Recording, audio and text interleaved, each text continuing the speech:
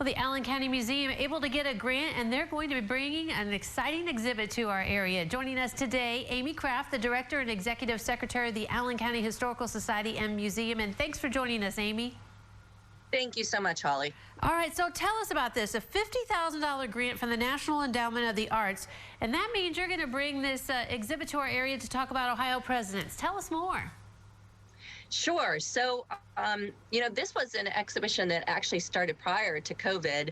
And so because we had to postpone it, it just so happened that there was a call for proposals for the humanities, and we ended up submitting the proposal, and it got funded, and so we're really incredibly happy. The name of the exhibition has changed to Snapshot of Democracy: The 8 Ohio Presidents. So it's slightly different, but it did. I have to credit the Lancaster, the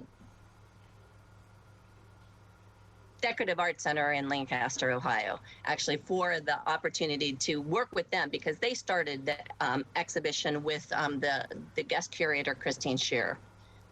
Okay, so and ultimately it's coming to us, but it's going to take on some new aspects that are different than what they were able to do. Okay, so let's talk about the new aspects and what it will entail. There's a couple different things that for us it's going to entail. One thing is we're going to be able to have a guest curator, which is a great opportunity. It creates a new job. The other thing is we will be able to create a new part-time position here at the museum that we will ultimately turn into a sustainable position that will be long-term.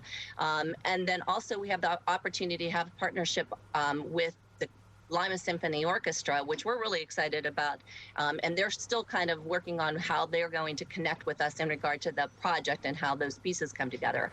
But one of the main things that's really different for us is it's going to have some technology components.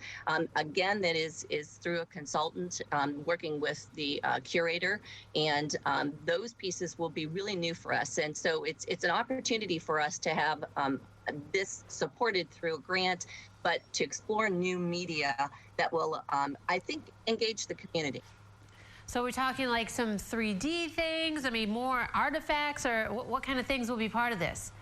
Absolutely. So we have some 3D object components. We also have some online things that will allow people to kind of explore things that perhaps we are not able to have those objects here in the exhibition, but we'll be able to have them accessible through technology, which is really new and something that is going to be different for us. So some of the stuff is what we call photogrammetry, and that's a term that I'm still learning about. So, as we learn and we kind of come together with these consultants to help us kind of go through that, I think it will be exciting. The other thing that is part of the components are we will have a timeline, and there was the timeline in the initial exhibition, but this part will actually allow people to use kind of QR codes to get more information as they're going through the exhibition. So, it's a process of using what's accessible to people, which is, of course, their phones, and then other information that will be available online. So that's definitely different for the museum, and the first time that we will have access to doing something like this. Of course, Ohio is unique. We have 8 presidents, which I assume that is also, a big push for this kind of exhibit. Yeah, I mean, I think it's pretty incredible that we have eight presidents that come from Ohio. Along with that is the fact that actually 5 of them had connection and served within the Civil War. So that's really also interesting information that that will be explored and kind of shared.